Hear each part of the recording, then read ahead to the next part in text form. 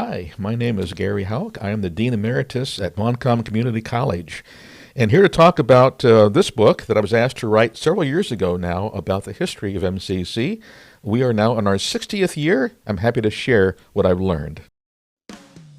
Welcome to the Discover Montcalm podcast, where we are going to look at the communities, the businesses, the attractions, and the people that make up Montcalm County. Here is your podcast host, Duane Weed. Hello, and welcome to this edition of the Discover Montcalm podcast. As you heard, I have Gary Haulk here, and today our main focus is going to be on the history of Montcalm Community College. I like to touch on history. I like to see and learn different things that I may not have before. I know at one point I had Dr. Burns on a previous episode, so he also gave some history of his time, which you can go back and you can search that within the discovermontcalmpodcast.com website and look up Don Burns, and you can get that information. But now I have Gary with me. Gary, thank you for taking the time. Thanks for having me. I appreciate it. I know that I had you on before as Dr. Reverend Amble. Yes. And you were in character, which was awesome. Thank you. I enjoyed that. My students were directing it at that point, which I thought was really, really cool. They were great. But you've written just one or two books? 26. I said that with a little sarcasm. I know you did. Thank you. And you've done them on all types of topics. I have. And we're going to be doing with you 3 different podcasts. Mm-hmm. This one on MCC, we're going to do one on Clifford Lake, and we're going to do one on the Heritage Village, at MCC. Yeah. But we're going to stay pretty true to MCC right now. Good. So 60 years. 60 years. And when they talked to me about this book, it was 2012, and we were coming on to our 50th anniversary in 2015. And so Terry Smith, who was then the director of the MCC Foundation, said, "Can you write for us the history of MCC?" And I said, "Well, I'm going to need a lot of help if I do that." And so they were happy to do that for me. It wasn't one of those once upon a time? Oh, yeah. No. Now we're dealing with facts. Exactly. So it took about 3 or 4 years to put this together. And they gave us that time. But Shelley Springborn, who was the director of communications back then, was a tremendous help. Wrote a good section on our alumni, like Brian Cowley, the youngest lieutenant governor in the state of Michigan at age 34 in 2011. And was one of our alumni. He went to our Do Enroll program in Ionia in 1995 and 96. So she did some pieces like that, a large section of the book. So I was the compiler of it, but I did engage the aid of our librarians, of our admin assistants, our cultural events coordinator. But one of the fun things I did, I interviewed 17 MCC veterans. In the old guard. Cool. Dr. Bill Sider, one of our founding fathers. Les Morford, our first teacher. Lois Springsteen, our first admin assistant. Ken Smith, one of our very first directors of music. Okay. And so I asked them questions for a half an hour or so on video, and now those are also a part of the archives at MCC. And that became a large part of the story. So as I unfolded, it was not just the facts and details, but also fleshed it out with narratives and stories along the way. Well, that's what an author does. And as I said once upon a time, it's not that kind. It's not a novel. Yeah. This is more like a little documentary that you're putting in writing. Yeah. Take us back 60 years. Yeah. What year was that? I quickly tried to do the math. 1963, they began a feasibility study in Montcalm. Ionia had gone through 2 attempts to create a community college, and it failed both times. So Dr. Bill Sider, who was then the superintendent of MAISD, said, let's begin a study to find out whether or not it might sail in Montcalm. Okay. And so he got a committee together. B. Dozer was one of those committee members. And after about a year or so, they said, we think we can do this. And let's go around, have town hall meetings, and see what kind of support we might engender. So B. Dozer was a mover and shaker, and she had a gentle persuasion about her. Oh, one of those. Yes, exactly. And she would say to the folks, if we could have 200 graduates graduates this year from our high schools going to college. If they leave our county, they're taking about $400,000 with them to the other county, whether it's Kent or whatever. If we can keep them here, we keep that money in county. And so through that kind of reasoning, she was able to get an audience and some interest. And sure enough, March 2nd, 1965, when the vote went to Montcalm County, the Montcalm County residents voted yes. Oh. And so that night, the proposal passed. No name yet. They had a contest to give it a name. Okay. Some suggested Spud, Texas, for the potato capital of Michigan, but that didn't sail. Well, that would have been interesting to have seen what those names were. Yeah. Because, they settled on Montcalm Community College. But it, like Spud, I didn't know that. Yeah, there were quite a few. Yeah. And to me, that's one of the reasons why I really enjoy this podcast is that I get to learn facts that I didn't know before. Yeah. So that was 1965. 65, March 2nd. And by the way, that same night, Les Morford got wind of this and was the first person to contact the board and said, I want to apply to be a teacher. And so he became the first employed teacher on the faculty at Montcalm Community College. And now we have a building named after him, the Les Morford Building. And the first year, of course, we had classes that began in the fall of 65, but there was no campus. So our classes met in churches, libraries, schools, and the county jail. There were cells that were not being used. And so they said, if they're not being used, can we use them for classes? And so our students actually met in the cells. Yeah, just make sure you don't shut the doors while we're in it, right? Yeah, exactly. What a start. Okay. So you're talking about students. Do you know how many students were enrolled that first year? Do you have any idea? I think there were 50 in the VOTEC and about 23 in the nursing program. And so they already had a pretty good cohort, and they graduated in 1967. Commencement services were held for the nurses, the LPN program at the Congregational Church in Greenville. Okay. And for the VOTEC at a larger study area conference room at Greenville High School. So as this was going on, we did have a pinpointed location for a campus. Okay. They had suggestions for 16, 17 different cities in the area that wanted us. Oh, sure. But they had consultants from UM and MSU, two gentlemen who found the bullseye of the county, and that was the Anderson farm. Oh, okay. And so they talked to the Andersons, and the Andersons literally sold the farm. And so that property became the campus of Montcalm Community College. And so they had a master plan created. And by 1967, the fall of that year, a little later than September, I think it was October, they opened the campus with the first three buildings, the admin building, Instruction East, and Instruction North, which was the VOTEC building. And West would soon follow as well. So on that campus, by the way, they had a major patio, a larger area outdoors called the atrium.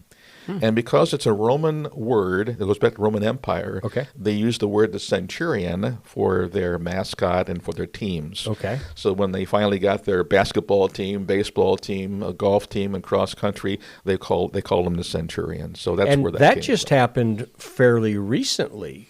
To go back to those teams, yes. Yeah, to go back to those They were teams. suspended during the 90s, and now we're going back to the 70s and the 80s with those teams. So, cool. That's exactly right. So how many graduated that first year? Yeah, or that first commencement? First commencement, 50 and 23. I think they're around 70, 75-ish in that regard. And do you know, if we fast forward to this time, what that number is? Do you have any facts on that? I'm thinking around 250 or so, if I recall correctly. I spoke at commencement a few years ago, and if I recall correctly, we had around 250 graduates.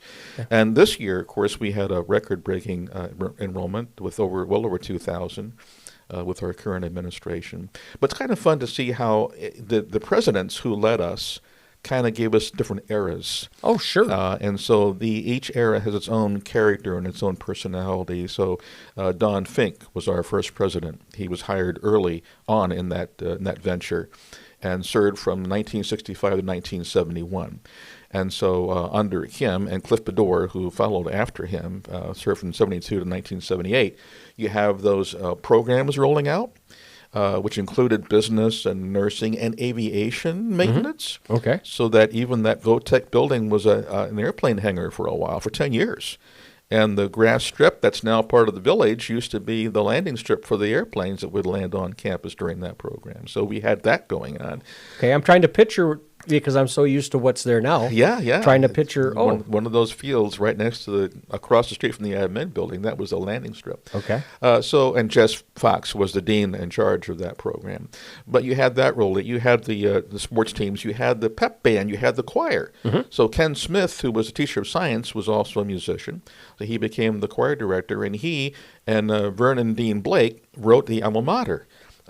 In one of those classrooms in Instruction West. And by the way, University of Michigan male chorus did a nice rendition of that the school has used for years, of that beautiful alma mater. But all that rolls out during the era of both Bedore and also of Dr. Fink.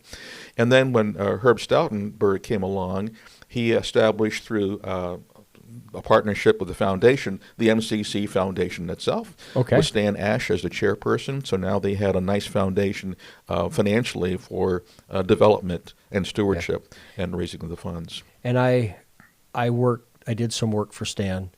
Got Oh, you to know did? him a little bit, and he was very much into education. Yeah. Education of his employees, and making sure that he was providing not only employment for them, but a way for them to get better. And so I think that it's people like that. Now you're getting into the era that I recognize. You know, I had talked with Les and did some stuff with him. Oh, sure. Knew Stan, and it's interesting that you're putting names out that I go, oh, I remember those. Sure. So the president after the one that you just talked about. So Herb Stoutenberg. So this is interesting. In 1971, under Don Fink, before he left, they hired a young man to be a counselor whose name was Don Burns. Okay. So he became a dean of students during Cliff DeBoer's administration, and during Stoutenberg, he became vice president. So when Stoutenberg left in '84, Don Burns became president. And so he served from '84 until 2008. Yes. And I came in as dean while he was the president there. And so I saw a lot of the initiatives that Don brought to bear, including our outposts. We had campuses in Howard City, Ionia, of course, the Greenville campus, the MTech, now called the Learning Center. So that was all a part of his program. We found Crystal the Mastodon during his era. Okay. That's now in our library since 1988, curated by University of Michigan. And the village started. We'll talk about that more in a different podcast, but the village began under Don Burns' administration. And you can hear some of that, not to interrupt. Yeah. And I wish I would have done my research a little bit better before I started. Yeah, no. Don talks about it in his episode of the podcast of what happened while he was there and some of the things. But firsthand, he lived it. He talked about it. He shared it. And it was, it is very interesting. So not to interrupt you, but as you were saying. And I'm sure he mentioned the turnaround in 1996 with the millage, because prior to that time, since the March 2nd vote, there had not been a millage passed. Ooh. And so that was a huge vote in Montcalm County. And there were some tough times financially, some challenges. And so I have a picture of Don Burns on the porch of the admin building with a furrowed brow waiting for that news to come. And finally it came that the millage passed. And in his words, that became a turnaround and gave some strong financial footing going forward. Perfect. Which was a very exciting time. So it's fun to hear him talk. I'm sure he mentioned that in that podcast. I don't remember it word for word. I just remember sitting in his 3-season porch, interviewing him and talking to him. Oh, what a great guy. So from Don, move forward. Bob Ferrantino. So interesting, the first 4 presidents were MSU graduates with either an EDD or, in Don's case, a PhD. So Bob Ferrantino came from the world of law, a Cooley Law School graduate, doctor of jurisprudence. He had been a lawyer with Ford Motor, and then was our VP at Muskegon Community College and came to us and served from 2009 to 2019. So he served for 10 years. And under his administration, the focus was on student success. Okay. And Don had already laid a groundwork for cultural enrichment, community outreach, study abroad, and Bob built on that and implemented that. So under his administration, we had a lot of study abroad going on, strong cultural enrichment. Of course, Stan and Blanche Ash created so much for us in terms of the funding for that with their endowment. And so student development, student success was his hallmark. So much so that now the Student Success Center is named for Bob Ferrantino, just like the Admin Building is named for Don Burns. So they left our marks in a wide variety of ways. I had a chance to speak at the retirement for Bob Ferrantino and reflect on those student success days. We shared a study abroad together. He and I and Rob Spohr and Bill Bishop, professor of business, led a study abroad group to India in 2017, I believe it was, with 10 students. At Solon, India, in the Himalayas, at the Panwar Community College, and so that was really a nice hallmark of that administrative era. Okay, so we're getting closer to today. Okay, yeah. We've had a couple presidents since. We have. So Stacy Young came from 2020 until 2023. She's from Manchester University, her undergraduate work, and a PhD from Andrews University. And she helped the school navigate through the COVID pandemic. Right. What a unwelcomed problem. Absolutely, absolutely. And she handled it well, with grace. And also during that time, she had a focus on recruitment and retention. And she also initiated the idea of a housing for students on campus. So which we are seeing the results. We're seeing it now, yes. So when she left in 2023 to go to Manchester, where she's now the president, where she went to school earlier for undergrad. We had Connie Stewart, who our VP was at that time, serve as the interim, and then Dr. Barrick, Dr. Bradley Barrick, our new president, came July 1st of 2024. And he has really run with the concept of the housing. I mean, the building is going up very quickly. It's going to be ready by next fall with 84 beds.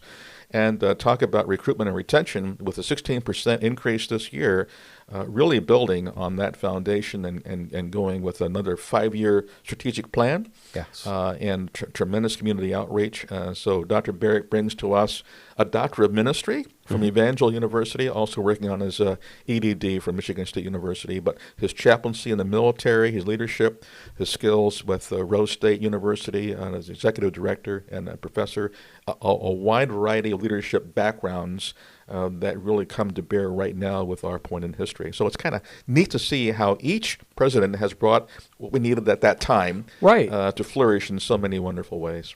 And for those that are listening to this in the future, this is October of 2025 that we're recording this podcast.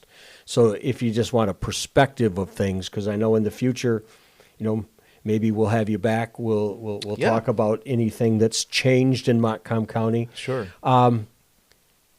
We've kind of done an overview history. Yes. I'm sure we could start having you read from the book. We'd be here for a long time. We'd be here for a long time. So where can somebody purchase this book? And I know that you have a website. Can you tell us what that is? Sure. The website is GaryHaulk.com, and so it certainly is on that. But it was published by iUniverse, and so it's available through Amazon.com and also Barnes & Noble, worldwide distribution. Okay. And so anyone, anywhere can get a copy of this book. And it's both in hardcover and paperback. And it's called Montcalm Community College, Creating Futures, Then, Now, and Always. And I love that title. Terry Smith suggested that based upon the foundation capital campaign that was named the same thing Oh, back okay. at that time period to launch into our 2015 50th anniversary. So what you see on the cover is our celebration of 50 years. Yes. This came out the year after 2016 because we incorporated the events of that year in the process. In fact, talk about Centurion. That Centurion right there in the middle, that's me. Oh, okay. Wearing a Roman Centurion costume in the middle of our faculty and staff that are standing right there alongside of Heritage Village. That is pretty cool. And speaking of Heritage Village, we're going to do a podcast with you on that as well, so we can talk a little bit more about the history. As I wrap this up, is there anything that, I mean, you've been very thorough. Is there anything that you'd like to add to this before we move on? I would just say that, I had a chance to be a dean there for 10 years and an adjunct for about 5 years when I retired in 2018. MCC is a family. Okay. It's not just a school.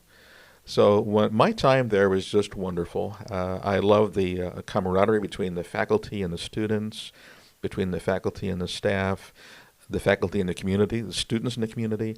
So when I was there, those years to me were very much being a part of a family. Mm-hmm. And so anybody who's out there trying to figure out where to go to school, if you have not landed, I heartily recommend MCC, where teachers know you by name, Right, 'cause and care about you and care about your success. And I will tell you, my student experiences there were wonderful. My classes were caring, they were fun, they were engaged, and I look back with a smile on my face with the privilege of having served and being a part of the team at Montcalm Community College. So again, GaryHaulk.com. Yep. You can find all of your books, all 26 of them, right? I think they're all there, yeah. They're all there. So if you want to take a look, and they deal on a lot of different topics. Some are history, some humanities, some religion, some reflection, some art. And we're going to hit 2 more of those as we move forward into history in Montcalm County. So, Gary, thank you so much for My pleasure. bringing your knowledge and your reflection from your book to the podcast. Thank you, Duane. You can find the Discover Montcalm podcast on Instagram, Facebook, and YouTube, as well as discovermontcalmpodcast.com. You can catch us on Pandora, Apple, and iHeart, or you can go to discovermontcalmpodcast.com, grab the RSS feed, and put it in your favorite browser. So with that being said, thank you for tuning in, and remember to buy and shop locally. We would like to thank M1063, WGLM, FM, M1063.com. West Michigan Technology and Design Solutions is your local source for managed IT, websites, design, and hosting. Check them out at WMTDS.com. At Business Growth Engine, Stephen and his team support businesses through automation and streamlined processes. Go to BuilderGrowthEngine.com. DW Video transfers your home movies, slides, audio, and videotapes to digital. They produce and design websites, create business and social media videos, TV commercials, and family storytelling videos. Visit dwvideo.com to learn more.